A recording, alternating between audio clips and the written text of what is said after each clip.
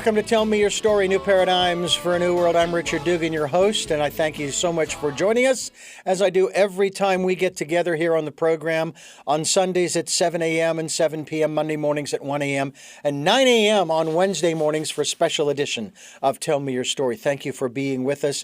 You do know that we have podcasts. We also have a video cast, so I hope that you will take advantage of those. We'll tell you more about that later on in the program, and also how you can participate and become a part of Tell Me Your Story, as well as another item to have you participate in, the Decade of Perfect Vision, the 2020s. Today's guest is returning to our studio, so to speak, or microphones, or video cast, Zoom room. Sherry Stirling Fernandez is my guest. She is the author of Life Mastery, Personal Progression Toward an Infinite Potential. And Sherry, thank you so much for joining us again. It's wonderful to have you with us. Thanks. Pleasure to be back and to chat with you again. You know, I tell you, often people comment about how we come into this world and there's no manual. You know, we don't get an owner's manual when we come here. There will be others who say, "Oh, yes, we have one, and it is," and they'll list whatever the book is. And that's probably the most difficult part for us to deal with, because every time, let's say, we buy a car or any machinery or any other device, we get an owner's manual, and most of us will pick it up and we might read through it to figure out how this device works. But as I say, there really isn't anything for living this human life. And to have mastery over one's life has got to be one heck of a challenge. So I'm curious as to how you have been able to, in the process, of course, of creating this book, Life Mastery, how you've been able to, say, somehow codify and list with bullet points or whatever, the secret, if you will, or secrets, plural, on how to live this life, or some would say this is a game, how to play the game. I know it almost sounds arrogant to say, listen, I've got the answer right here. There's two things I'd like to say. First of all, there is something to be said for finding our own answers. When I'm teaching, coaching, or teaching a class, I'm teaching a class right now, a couple times, about 4 times a month, and some different things I'm doing. But if I can get whoever I'm teaching to discover the answer on their own by asking the right questions, it's always so, then they own it, right? If I tell them the answer, it's like, oh, that's Sherry's wise. But if they find it themselves, they feel like they own it and they're more likely to implement it. So there's a lot, it's a good thing we don't have a manual. So we'll find the truths in life if we seek them, and then they'll be ours and we can operate on them. But still, you'll still have to read a lot of books and look a lot of places to find those answers. And my book is one of those places. Life Mastery, as other people ask me what it is, and it's easier to explain what it isn't. It's that feeling, of what's out of control. Like I don't have a handle on my health. I don't have a handle on my finances. I feel a little out of control, and it leads to depression and anxiety and all this stuff. Because I feel that people say they're stuck, and people really aren't stuck, because either we're living things, either we're growing or we're dying, right? We're either backsliding or we're moving forward. But Life Mastery is that feeling that we have not everything perfect, but we've got control in it and we're making progress. And that's really the key to happiness. That's really what it's all about. You know, we're moving towards that infinite potential that's ours. You can see here we are, these beings who have this huge potential, magnificent, infinite potential. And somewhere in our inner psyche, our soul, or somewhere, we must be frustrated that we're doing so little when we have so much. So when we start implementing that potential, it makes us happy. You know, that's interesting that you should put it that way, because in doing what I've been doing for over 40 years, I have had to increase the size of my metaphorical toolbox, increase it every year or so, because I get new tools. And I sit here now, 40 plus years into this vocation of mine, this love of mine, wondering, why am I not doing more? What? I've got all these tools, and it's just like what you just said. And it actually takes me to the first part of what I'd like to talk with you about. Now, your book is divided into 3 parts. Part one is why, part two is what, part three is how. Well, I want to deal with part one because when I was going through a personal growth program many years ago, they pounded into us, give up the need to know why. They would use a lot of different examples, like your mother just died. Why did my mother die? Why? And so what they say is, okay, if you knew the answer to why your mother died, how would that change things for you? Would it really change things for you? And I have a feeling that that part one of your book goes a lot deeper than that. But I want to kind of start there.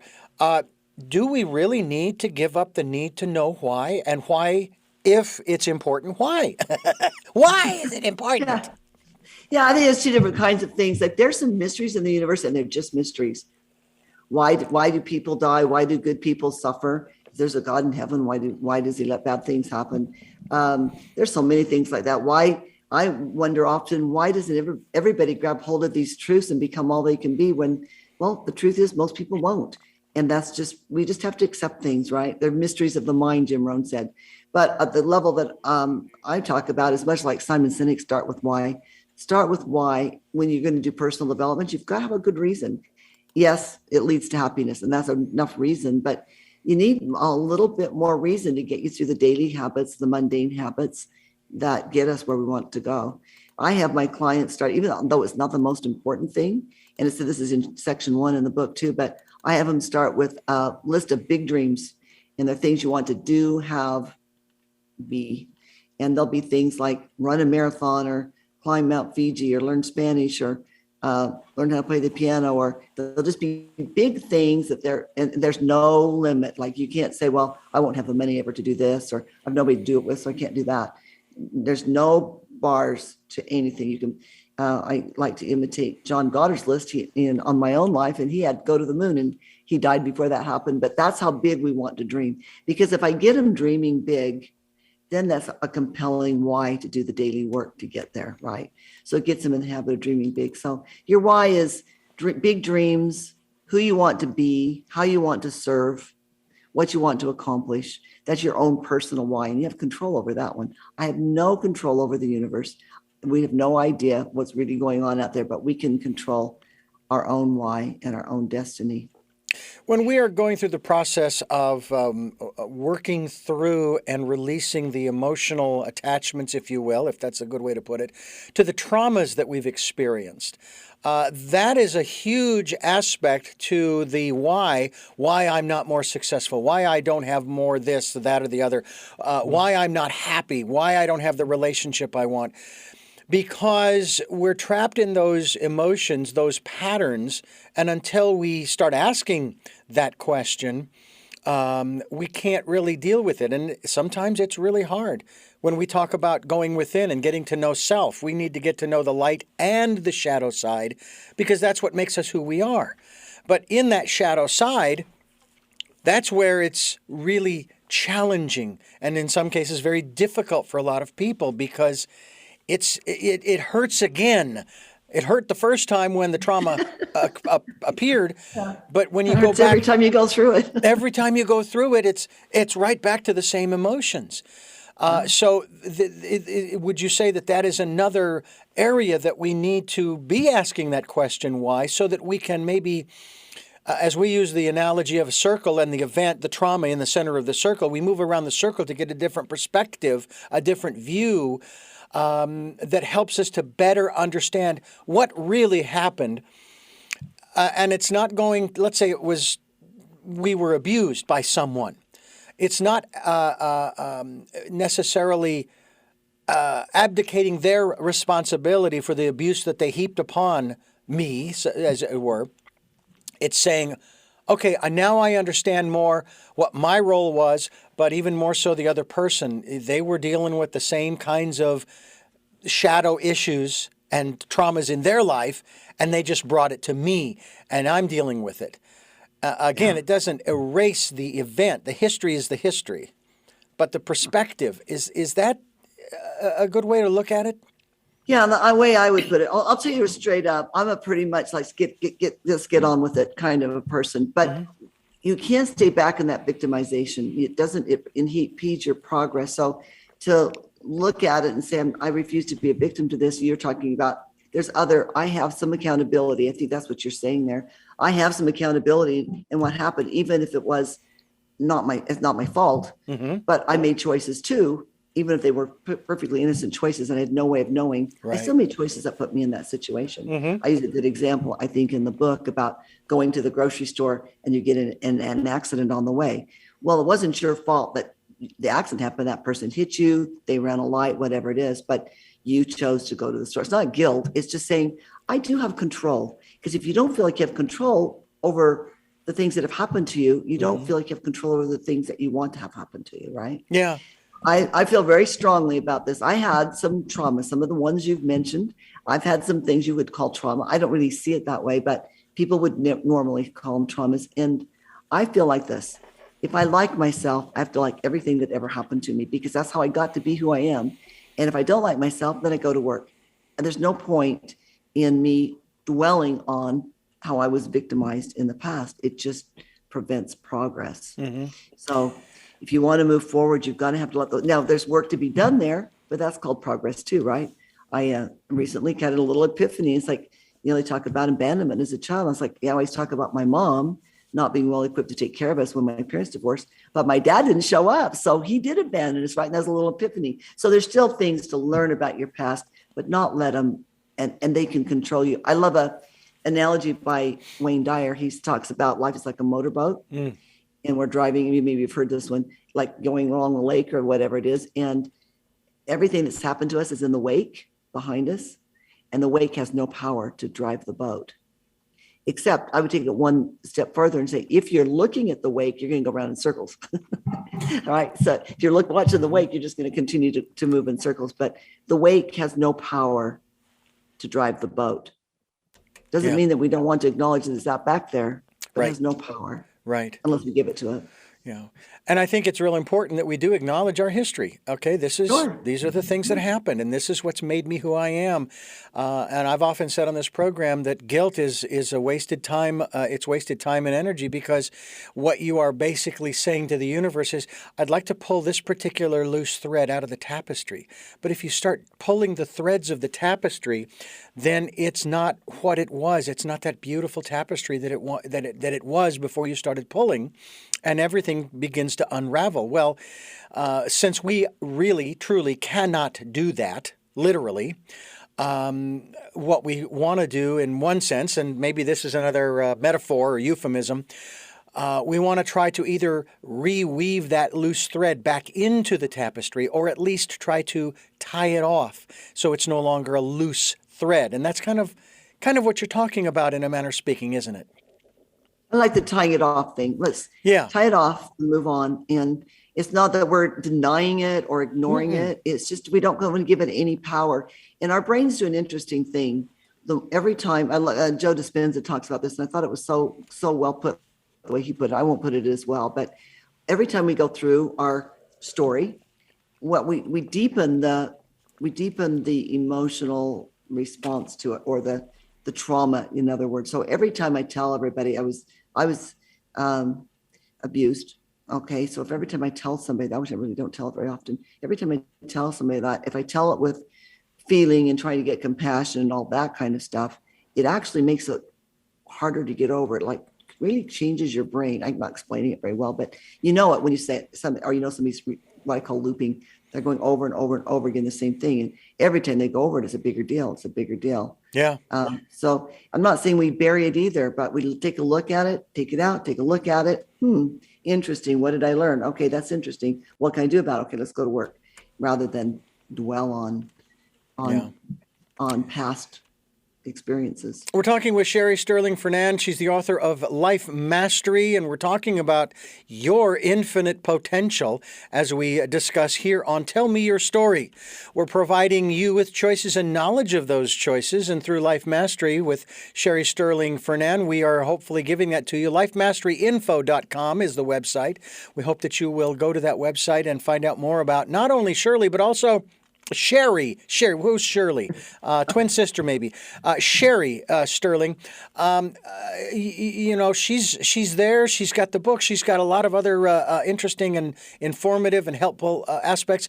You do, obviously, under the present circumstances, you do remote counseling or coaching and things of this nature? We're set up to do that. I don't do very much of that. I will take people remotely as coaching, but I have enough people locally and I prefer to meet in person. So I know it's the old fashioned way, but I like to be face to face. Oh, yeah. And I still have that option. I will do people on Zoom if they're the right person. And then we have other coaches that also coach these principles, and they do remote pretty much exclusively. So it's available both ways. I do I don't have to do this, right? It's just what I do because it's just who I am. Yeah. So I like to do the things that are fun. I did a workshop in 2020, early, about February. And then we'd scheduled a second workshop, continuation, part 2. And then COVID hit. And so I did part 2 by Zoom, and it was fine. But I was like, you know what? No more workshops until I can show up in person. I didn't love it. And I thought, I don't have to do it if I don't love it. Mm-hmm. And so that's kind of how I am. But then if some people I just really want to work with. And if I really want to work with them and it's the only way, then I'll do Zoom. Yeah. Coaching. And it is also said too that when the student is ready, the teacher will come.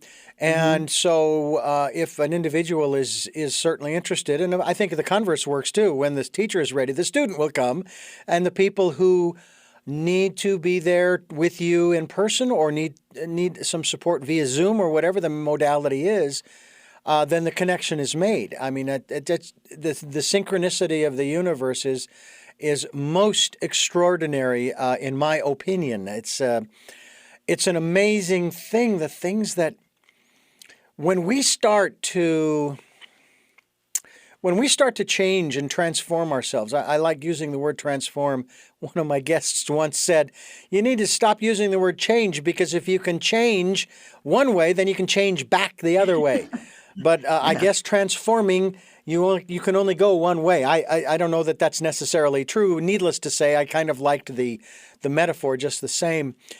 But as we start to do that and we start to change our life's patterns, stepping outside of our comfort zone sometimes, then the rest of the world starts to shift too. It's kind of like sliding tiles. You ever played that little game of sliding tiles, moving things around to make the picture appear? Yeah, it's like a puzzle game.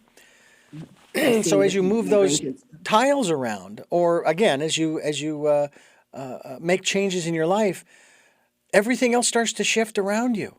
And especially if you are trying to better yourself, and that I think maybe takes us into the how of the book Life Mastery, in terms of how we do that. I mean, how in the world? I mean, certainly one of the first questions is, how in the world did I get here? And how can I get out? And how can I get out? But maybe even more importantly, if we have dreams, if we have those desires, those heartfelt things that we really want to do, like I want to sing, or in my case, I didn't really think that much about it. I've just been fortunate, I suppose. I've been one of those lucky ones, in a manner of speaking. I've been doing what I love doing for over 40 years. As my father told me, he says, find a job you love to do because you're going to be doing it for a long time. Well, I've been doing this for a long time, and I still love doing it. So there's kind of like two hows there. How did I get where I am now, and how do I get where I truly want to be? I have some hows, and that was my biggest frustration. I want to go back and just address something that you said, because I thought it's so small, it's so wise. Sure. That about the when the student's ready, the teacher will appear. Mm-hmm. I never advertise that I do mentoring or coaching. People just turn up, and the right people turn up. And I don't do a ton of it, because I like to keep some lifestyle and freedom. And I travel a lot, but I always like to have so many next number of clients at any given time. I'm always full, and I never advertise. They just show up. when I was writing Life Mastery, I thought, I've never written a book. I have no idea to do this. I'll just start. And I would just get to a place. Now, what will I do next? Now, what do I do with this book? And just before I would get there, that person would turn up.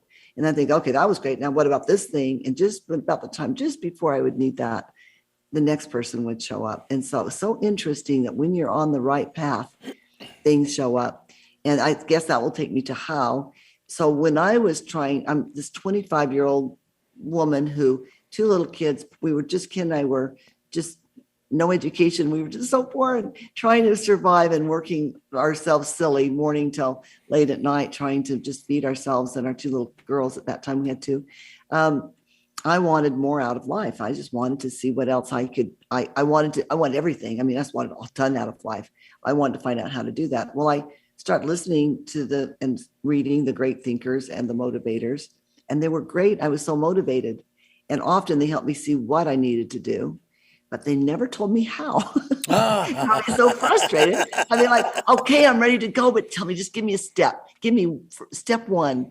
And so that's what I do provide. I had to learn that myself. And that's what I provide in Life Mastery. I think that's unique about it in part 3 is how. And there's simple hows, using a way to track what gets measured, gets managed, right? That's what Peter Drucker said. So it's a way to measure your daily habits.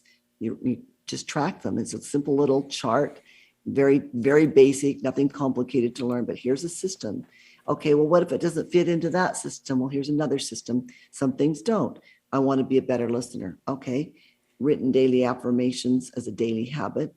That will help me be a better listener. I am a good listener. I write that every day. So that's another tool. And then there's a third one in there as well. It's a little more difficult to explain. But I've got 3 tools in there plus an assessment to get people started. Will it be the end all and be all of everything you'll need to do to make your dream? Probably not. There'll probably be some other things you'll need to do, but it'll get anybody started. Yeah. It's the how. And I'm very pleased that I was able to provide that. I would never have written the book without it because I was frustrated. There's a lot of people who can motivate you. I hope I'm motivating. But one thing I am for sure is I give you a how. We're talking with Sherry Stirling Fernandez. She is the author of Life Mastery. LifeMasteryInfo.com is the website, which we will be linked to. This is actually, we can call this part 2 of our conversation because she's been on our program before, and I just felt it really important to have her back again. We may have her back on a regular basis to talk about some of these things and maybe elucidate, expand upon some of the steps that one can take as we continue here on Tell Me Your Story. This program is designed with new paradigms for a new world in mind. We're trying to give you choices and knowledge of those choices to help make your dreams come true. I have my copy of Life Mastery. Do you have yours? I hope so. We certainly hope that you will get a copy and go to the website, as I mentioned earlier, that is LifeMasteryInfo.com. Now, the how, of course, is part 3. So we've skipped over part 2. And the part 2, of course, is the what. And that goes to a little bit to, what do I do next? What are the steps that I need to take? Maybe that's also part of the how. Let's talk a little bit about part 2 of the book in that regard and expand upon some of these thoughts that you have put into Life Mastery. Yes. So, when I was doing all my own reading and studying and trying to find those greatly, and they changed my life so much, the Zig Ziglars and the Jim Rohns and the Earl Nightingales and all those guys. Oh, yeah. Hiram Smith, Wayne Dyer, and still today there's a few. They really affected my life, but they were for the most part, not Wayne Dyer, not so much, but they were for the most part based. They would, of course, acknowledge that we need to be well-rounded, but they were basing their examples, their life, what they learned on their business career, their money business kind of thing. For examples, that was what they had done well in. Well, so that didn't always fit for me because that wasn't really my realm. I mean, it was that part of it, but I also had all these other things going on, and I knew it wasn't enough. And it's true. If we talk about going after your dreams, and the first thing people think of usually is money or a business that they're trying to grow. Mm-hmm. But if you put all your energy into that and you lose anything, you lose your character, your integrity, or if you lose your relationships or you lose your health, or even if they just suffer, that's not going to be happy. And I'm about helping people be happy. So the only way you can really be happy and reach this infinite potential that we have is to do all the 8 things in some sort of evenness, not balance exactly, because life is never perfectly balanced, but in some sort of even way. So I'm not just a financial person. I'm a whole person, and I need to move forward as a whole person. So there's 8 areas. And I in the book, I talk a little bit about each one and give people some ideas on what kind of goals. You have to set your own goals, but give them some ideas to get started. And so we talk about the physical self. Everything I do, every success I want will require my body to be in the best shape it can so it can think and move and do effectively. And no one feels like they've got a mastery over their own life if their health, their eating's out of control, or they're not in good health or good condition. So that's important. And then spiritual, we all have to have a spiritual life of some sort and find our spiritual way. Relationships, and I'm going to read them off the back of the book so I don't miss one. Education, work, vocation, is our work, whatever we do to be productive in a day. So you and I probably don't consider what we do work. I don't, but it's what I do. My work is my mentoring, doing interviews with you, trying to promote my book. That's my work, my vocation. And then lifestyle and character. Lifestyle is making sure we're enjoying life as we go and also preparing for a future life, maybe a retirement life or a way of life that we'd like to have somewhere in the future. So lifestyle is a 2-part thing. So 8 areas in the assessment in part 3, which is free on the website, by the way, lifemasterinfo.com. There's an assessment and free downloads for the tracking sheets and different things. But there's an assessment. You can kind of check how balanced your life is. And my clients are always kind of surprised. Sometimes where your passion is not necessarily where you're doing the work. Not getting equal attention. Yeah. Hadn't even thought about it in that way, that it might not be. I mean, I would think, well, boy, if I'm passionate about this is it. This is what I should be doing here, Yeah. And the reality is that it may just be your passion. Yeah, let me give you kind of an example of kind of how that works in the coaching. Like I'll have them draw. You do answer the questions, and there's a wheel graph. So they plot their answers on the wheel. Well, they'll have flat spots, right?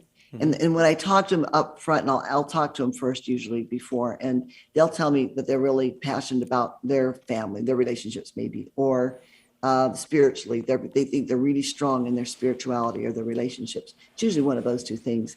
Then they go and answer the questions. They're like, I got a real flat spot here because I'm not doing anything. I love my family, but I'm not spending time with them. I feel very spiritual because I have this great love of God or whatever it is, or I'm passionate about, but I'm not doing anything. I don't, pray or meditate or do anything spiritual. And they're surprised about that because they feel so strongly about it. It's so important. But what happens if you're not working on it? You lose it, right? If you're not moving forward spiritually or in your relationships, you will lose them. So that assessment's an important thing to do. You don't know where you need to go until you know where you're at, right? That is true. And it kind of ties into the choices and knowledge of choices that we provide here to help people's dreams come true. And it is said that we are where we are right now because of all the choices we've made in the past, and that that all of the choices we will make from this point forward will determine where we will be in the future. And I love what one of my guests said, that that is true. However, throw this in on the mix. And he said that the choices that you make today are based upon your perception of what you think the future will be. And that's going to determine what choices you make as far as your view of what the future will be. You mentioned retirement earlier. The only retiring I plan to do is on my truck. Okay? Putting a new set of 4 new tires on the truck. I jokingly say that they're going to have to pull my cold, dead carcass off of the console because this is what I love doing. Now, I also love traveling. I love my wife and I have been on a couple of camping trips with our travel trailer and our dog, and I love doing that. That's a lot of fun. But I love doing this as well. I love doing some production. I love doing audiobooks and producing those and singing and a few other things as well. and my father, who is 90 years old this year, he's been retired for, as far as I can tell, for probably 25, but probably 25 years. You know, he's doing well, going strong. He finds things to do. He likes working on the computer, and I know he exercises by getting on his stationary bicycle at home and so forth. But I think that's something that each one of us has to decide. I know there are people who they can stop working and maybe not do anything. I actually met a lot of retired people who are busier now than they were when they were working, because I'd be one of those. Yeah. But you know, we all have to make those choices. But I just find it interesting. Okay, what is my view of the future? And that ties into what I would like to talk to you about next, and that is beliefs. And we'll do that as I share with our listeners that you're listening to Tell Me Your Story, New Paradigms for a New World. We are talking with Sherry Stirling Fernandez, author of Life Mastery. And I actually like the subtitle because it's something that I talk about on occasion on this program: personal progression towards an infinite potential. And when we lose human lives, and so sadly, we have lost over 700,000 human beings, people that other people know through just this pandemic alone.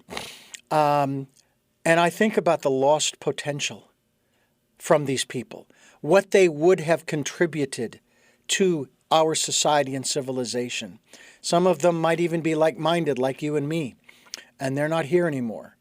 Whether we can tap into them, I don't know, but be that as it may, it's kind of sad. But one of the things that holds us back, as I mentioned earlier, is our beliefs. Greg Braden once said on this program, when talking about his book, The Healing Power of Belief, he said that one day we will no longer believe, we will just know. But we're not there yet. We're not quite there yet. How do our beliefs hold us back from this infinite potential, and how do we overcome those beliefs?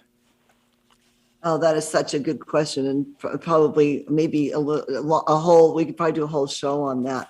I talk a little in Life Mastery about fixed beliefs and how they stop us.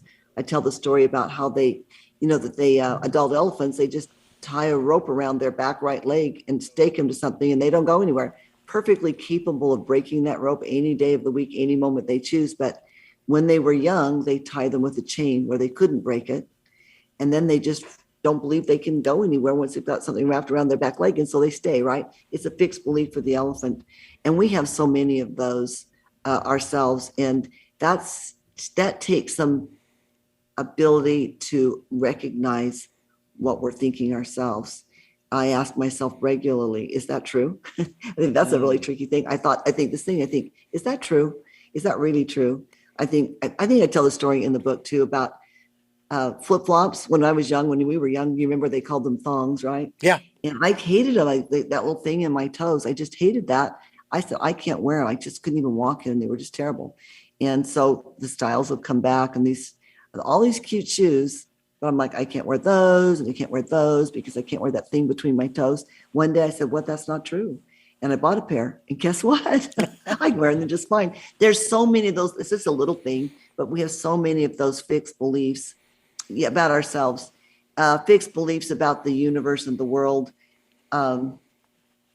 Those that will stop you will be ones that think that there's not enough in the world for everybody to have.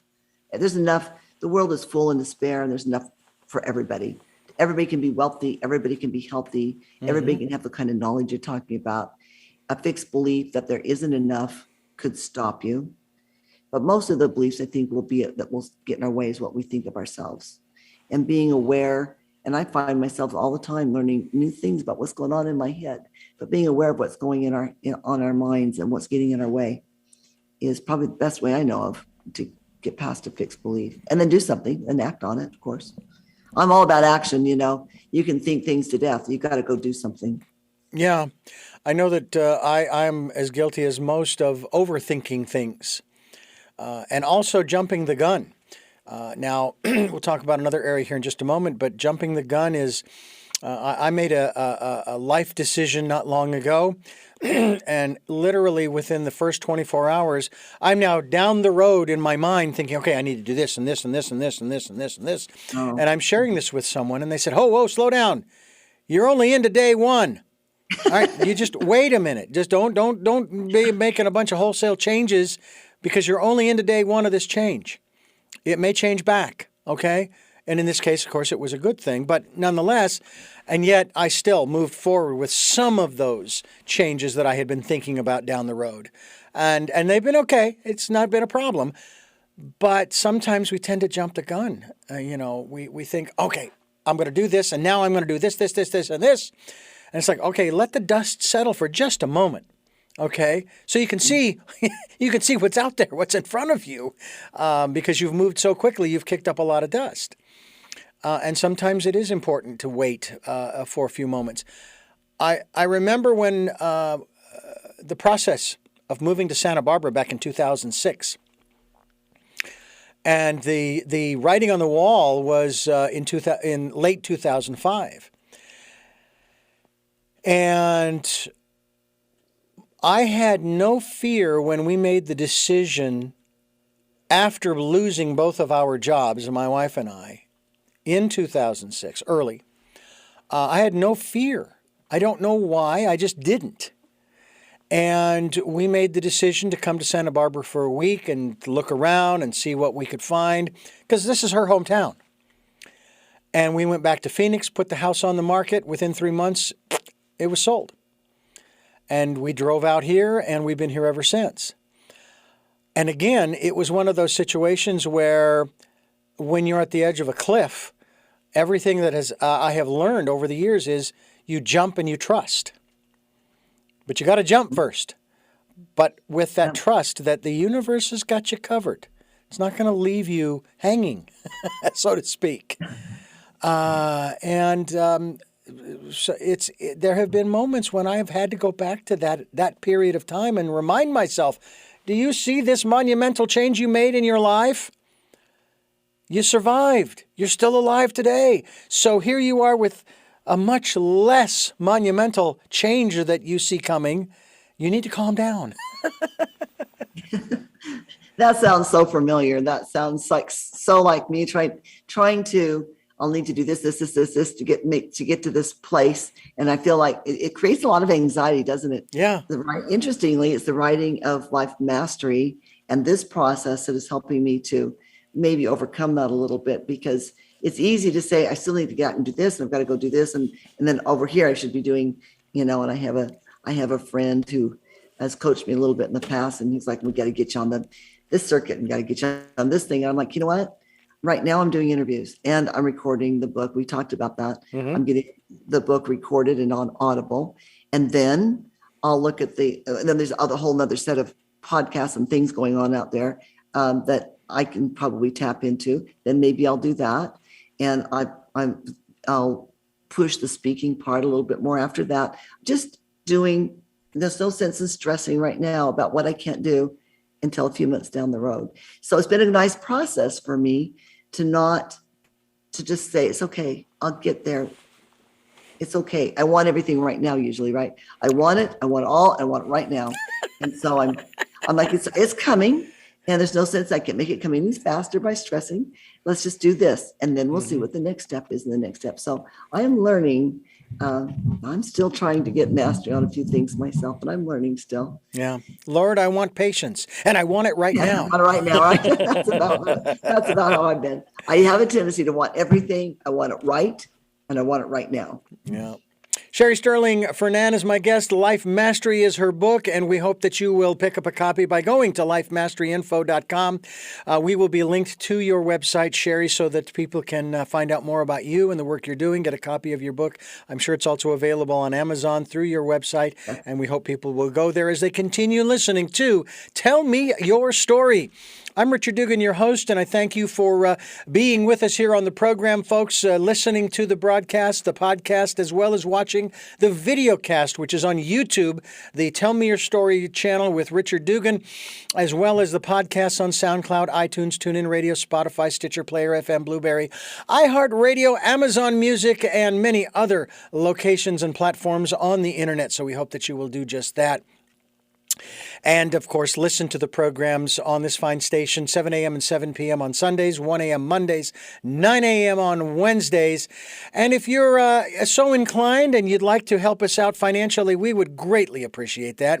Any amount is gratefully accepted and put to good use to keep this program moving forward. And all you have to do is go to PayPal.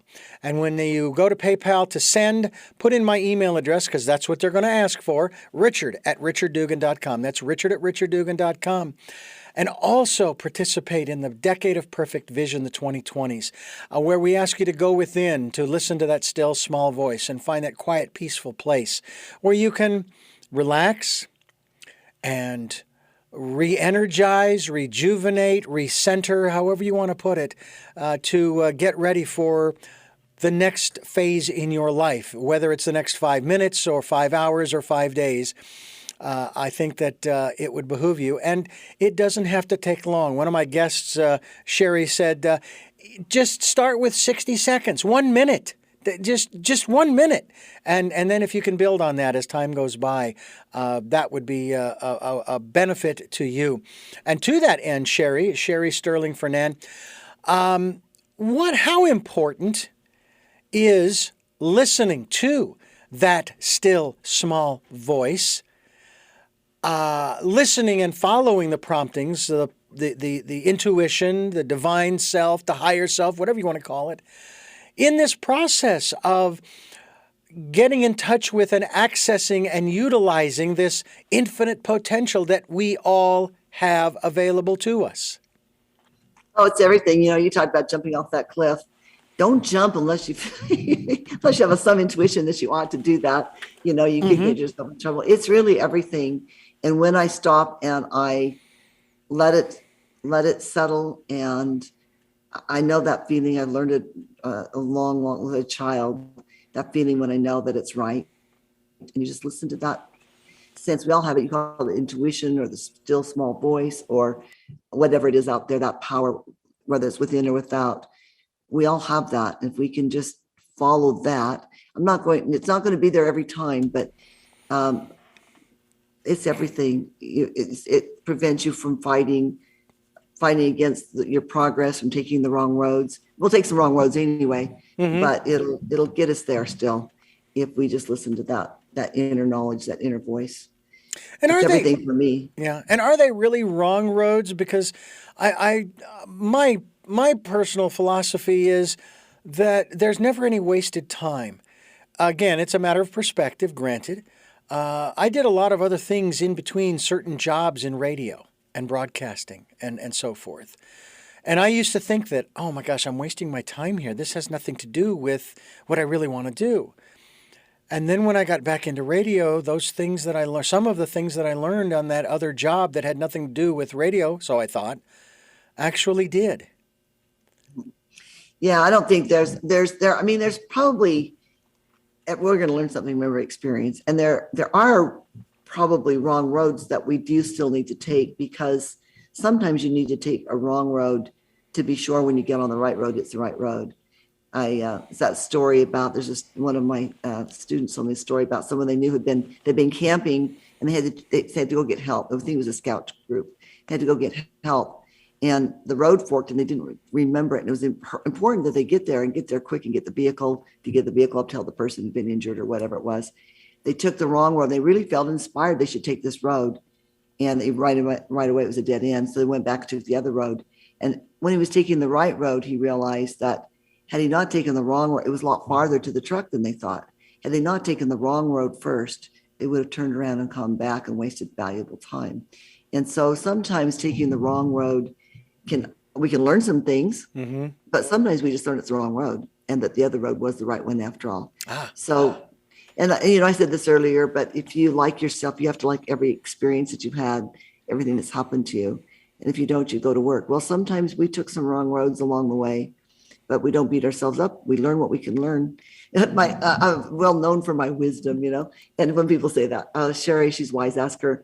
I think, I don't say this very often. Sometimes I say it, but I'm wise because I made so many mistakes. And I learned from them. If I had made all those mistakes, I'm not going to go into that part. But Sure. I made a lot of mistakes. And so, I'm pretty smart now. I went down a lot of wrong roads. When you're talking about these roads, it brings to mind the analogy that I use of choices. And first of all, we all have choices. I don't care what your situation is. You have a choice. You'll hear this often in movies and television programs where they're having this conversation all the time. Well, I didn't have any choice. Wrong. You did. You had more choices than you can shake a stick at, but you didn't spend the time to think about what the other choices might have been that would have taken you down another road. However, that's not what they wrote in the script. Ergo, anyway. But the analogy that I use has to do with a fork in the road.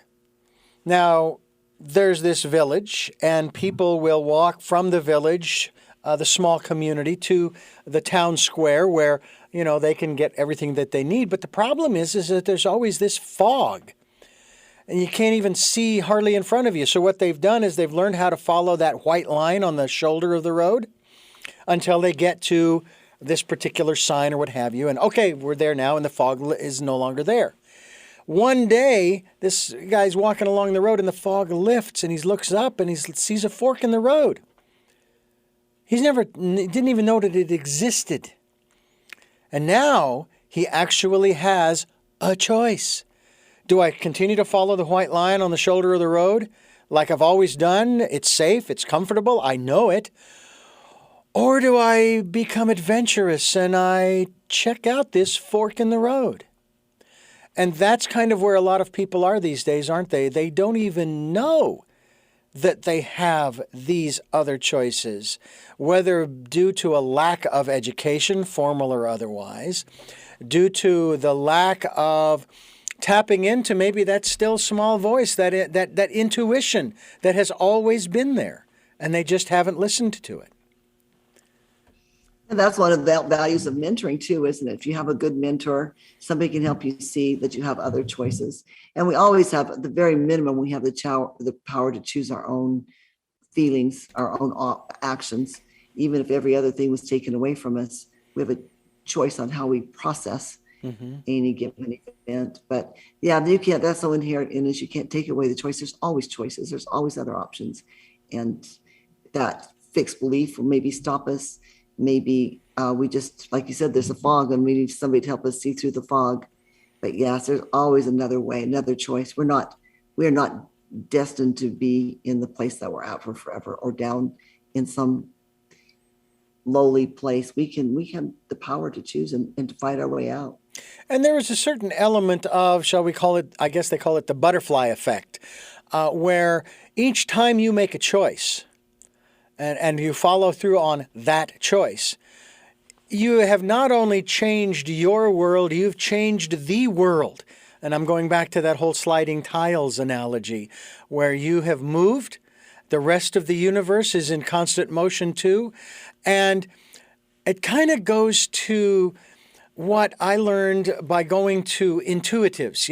I need a little confirmation of what I think I'm getting from my intuition. So I'll go to a medium, and I'll say, hey, can you tell me blah, blah, blah, blah, blah. They're not going to tell me anything I don't already know. But it's more, I'm just going there to get confirmation. I'm trying to get some outside input to say, yeah, what you're feeling, what you're aware of, what you're sensing. Yeah, you're right on. Go for it. But you have to find someone, obviously, who is genuine in that respect. But you've changed, and you've changed the people around you because you have changed. And that's one of the other things that I find so interesting, that one saying how you can't change people. You can't do it intentionally, but the fact is when you change yourself, you do change the people around you. Yeah. Yeah, I'm so glad that you said that. And people often ask if I have one big message, and it is basically that. We look around and we see social unrest and social problems and political problems, and we see hunger and we see corruption and we see divisiveness. And in our own lives, we have relationships that aren't maybe what we want them to be, people that are not behaving the way we think that they should. The only power that we have, and I believe this so thoroughly, heart and soul, I know this to be a truth. The only power we have to make the world different is to change ourselves. It's not just the road to life mastery makes us happy. It's the only way we can affect anything else in the world. And when we change, it creates a ripple effect, and it ripples out to other people in ways that we can not even begin to comprehend. But if you want someone in your life to change, you change.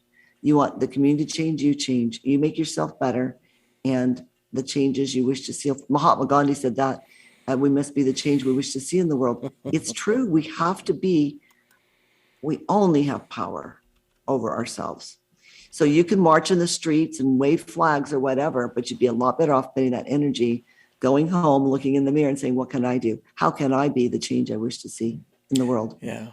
I've often wondered how effective public protests really are. I mean, yeah, you get on the news and we start striking up this conversation about the subject and so forth. And I'm not saying that there's anything wrong with that per se, but I'm kind of along the lines with you, and that is that nothing's going to change unless I change me first. I mean, that's been proven over and over and over again. I love these stories that come out, and of course, we saw a lot of these stories come out over the last 3 or 4 or 5 years in regards to men being inappropriately aggressive, if you will, or what have you, towards women. And some of these men would absolutely flat out deny it. And these were men of power and control and money in a lot of cases. And the story goes on and on and on. But then there were those who said, hey, yeah, I did that. That wasn't my intent. Regardless of what my intent was, yes, I acknowledge I did that. Okay, and I am very sorry. And guess what? The story goes away because he has taken all of the power out of it. Yeah. He has taken responsibility, but he's taken the power out of it. And that kind of goes to what you were saying before. Yeah. What happens when you have, I'm not saying that never has a demonstration ever made a difference. Probably, maybe it did someplace, somehow. But mostly what really happens at those, it creates a lot of contention, drama, a lot of we're right, they're wrong, that kind of thing. It's a negative energy that it's this camaraderie. Oh, we're all together for this cause. But in the long run, it's divisive. It means we're all together here and they're all over there, right? There's not any, it reduces the amount of give and take on two different sides, for example. And like you say, you keep the story going and keeps the story going, and we don't get resolved. I think we saw that last summer. Just let it go, let it go, let it go. Do we need to make changes? Yes. We change it ourselves. And when we have power to change our own organizations, we exercise it. But stomping our feet and insisting things be different will never be useful. It will never be useful. My philosophy is get in and change it, do something, get involved or leave it alone and go about your business. Don't just stomp your feet and be mad and watch the news and be angry about it if you're not going to do anything about it. Yeah.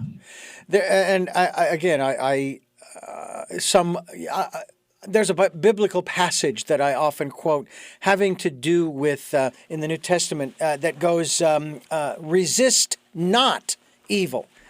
Now, that's not saying go ahead and dive into evil. That's not at all what it's saying.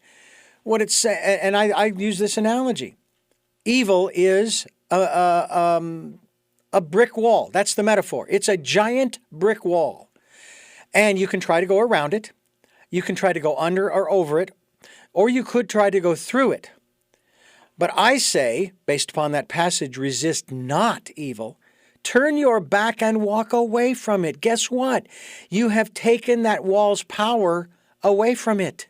Yeah. And now you are taking your energy and your power and you are going to put it into something that's constructive, that's going to maybe help to change things, maybe take down that wall, that kind of thing. But whining and complaining and moaning and groaning about it, even in protest, which is sort of kind of what they're doing. And again, I'm not saying there's anything wrong with that, because we should be able to speak our minds.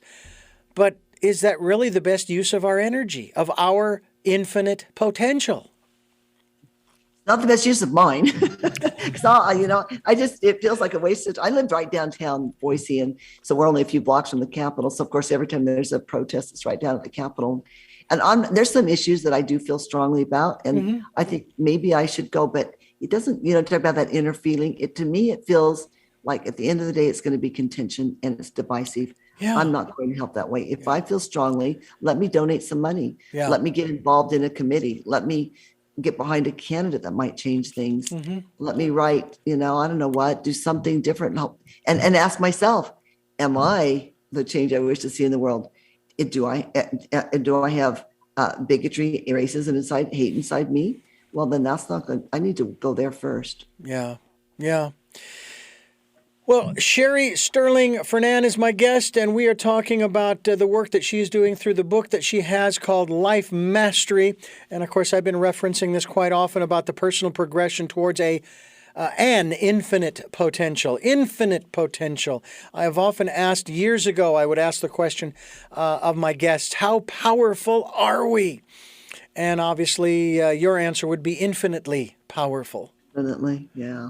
Greater than any powerful. Yeah, any greater power than any nuclear bomb. Okay, and much more constructive. Yeah, much more constructive. All right, you need to talk about this. Our power of our brain, how we. Some people say 5% or 10%, or maybe some people as much as 20%. What if you could access that other 80%? What could you create? What could you do? We are infinitely potential. Our potential is infinite. Our power is infinite. We're talking with her about her work. The website is Infinite Potential. I have to give a new website to you. No, it's actually lifemasteryinfo.com. We will be linked to the website here on Tell Me Your Story. I'm Richard Dugan, your host, and we are New Paradigms for a New World. We're giving you choices and knowledge of those choices to help make your dreams come true here on Tell Me Your Story, along with Sherry Stirling Fernandez.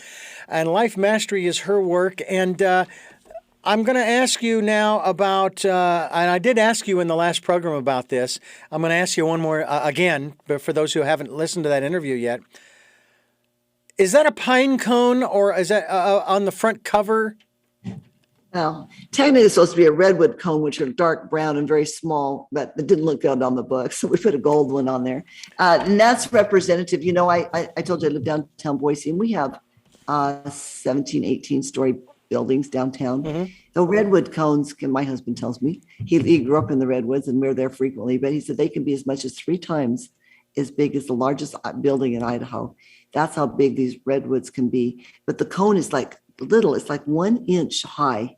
And in that little cone is the potential to be the most magnificent, by far, the largest, most magnificent tree the world's ever known. Inside that little cone, we have lesser trees with bigger cones, but I like this analogy because we're like that. We're like that little cone. We have so much potential inside of us. But you know what? About almost all of the the redwood cones, coniferous cones, just mold in the ground. They never become anything. And too often people are that way too. We don't ever recognize our potential. We'll never see our full potential in this life, of course, but we can see a lot more than many of us are seeing. There are people who we can see, regardless of the medium, that we'll look at them and go, boy, I wish I could do this, that, or the other thing. Or boy, they are just, they're great, but, I wish my life was like that, and we start to, I don't want to say envy, but we start comparing. And thinking that, I'm not doing enough in my life, where I'm wondering if maybe a new perspective just might be, and it's not really a new one, it's taking on an old perspective, and that is be inspired by that person to go out and do more if you don't think you're doing more in your life. But at the same time, you talked earlier about loving oneself and acknowledging our importance in our own lives, let alone in the world. I'm wondering if maybe that's a better place to start in recognizing, hey, I'm here, I've done this and that and the other thing I have made. I want to make more of a contribution, but I need to acknowledge that I have made a contribution. Yeah. Yeah, you have to know that you're already valuable, or you won't feel valuable enough to put the work in. So that's really important. And and you said about, you see people, you think, I'll never be able to be like that. I'd like to. Ask them how they did it. Don't be envious. Ask them. They'll tell you. I would say for myself, when Ken and I got married, nobody would have given us 2 cents for us. We've been these two hippies, crazy. We had wasted our time. We had so little going. You can't even believe how little. And I was able to find all those 8 areas I said earlier. I'm really successful in all those 8 areas. And I was just not much to start with. And everyone's like that, you just start and you'll be amazed.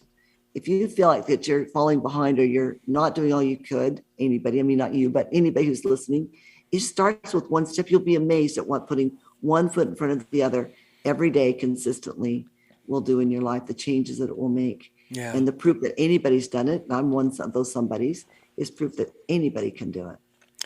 I often talk about this from a philosophical perspective in regards to the sacrifice that was made 2,000 years ago that many people do believe in.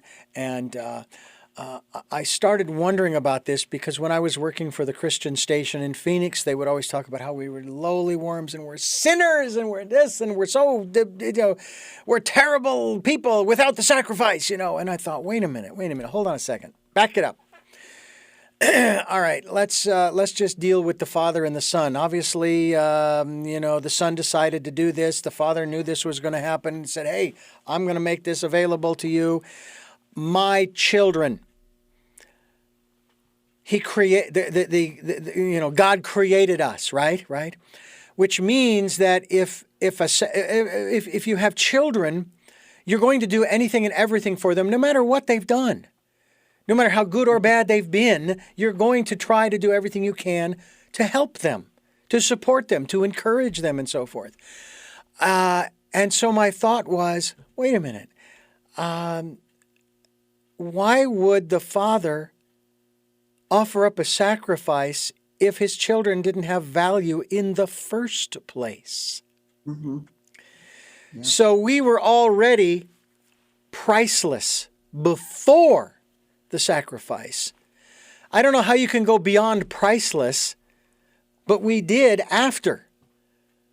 So when I think about that from that philosophy, from that philosophical point of view, I'm thinking, I'm a priceless creation, and I need to be treating my life as such, not as some delicate piece of china or crystal, okay, but as something to be used and, so to speak, worn out, at least on the physical level. I mean, go do those things that you feel led to do. Your thoughts? Exactly. Oh, I would just totally agree with that. I mean, we were worth the sacrifice, right? It was an infinite, amazing sacrifice, and we were worth that. And you talked about being children of a father, and whatever your religious beliefs, mine are Christian also, but we believe we're the child of some kind of an infinite power in the universe. Well, the child possesses, what kind of a power would that be if their offspring were worthless? That would not be a godlike thing, right? Exactly. You're not going to produce worthless offspring or even offspring with low value. Of course, that's why we have infinite potential, because the Father who created us has infinite potential, and we have the same traits and abilities and opportunities eventually, with the time and whatever the eternities bring, to be like him. Absolutely. Every child has the potential to be like their father. Absolutely.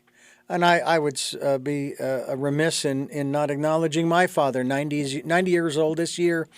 And he has taught me a lot, and his legacy I will do my utmost to have that live on through me and the work that I do. I have no offspring to pass it on to, so I'm passing it on to you folks who are listening and watching. Tell me your story, whether you're listening on the radio or on the podcast or on the video cast on YouTube. It's now in your hands. I'm Richard Dugan. This is Tell Me Your Story, New Paradigms for a New World, as we give you choices and knowledge of those choices to help make your dreams come true. Sherry Stirling Fernandez, my guest. Life Mastery, lifemastery.info is the website, and it has to do with personal progression towards an infinite potential which we all have access to. We may not be exercising it, but we have access to it, and Sherry is here to share that with us. And Sherry, I want to thank you so much for joining us this second time here on the program to share these ideas. And we will have you back again. We'll continue this dialogue because I think that it needs to be reinforced and supported in that regard. So thank you so much. Thank you. Thank you, Richard, for having me. And I do appreciate it. And I'll come back anytime. It's a good conversation. Well, before I let you go, of course, I asked you the last time we were on the program. I have 3 final questions. Your answers might have changed since the last time we talked, which is just fine. And you may have addressed them a little bit during this program. If you have, fine. But I like to ask these questions directly. And the first of those is, who is Sherry Stirling Fernandez? Who am I? I'm a child of an infinite, with infinite potential, child of God with infinite potential. Yeah, that's who I am. What is it that you hope to or want to achieve through the work that you are doing now?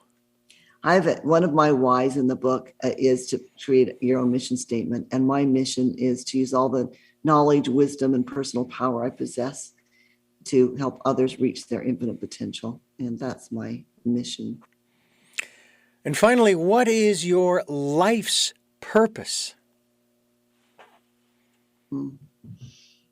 Well, that would still be it, I guess, that mission statement, but also myself, and also make sure that I do the very best to reach my own potential at the same time, and then help others, which is part of the process.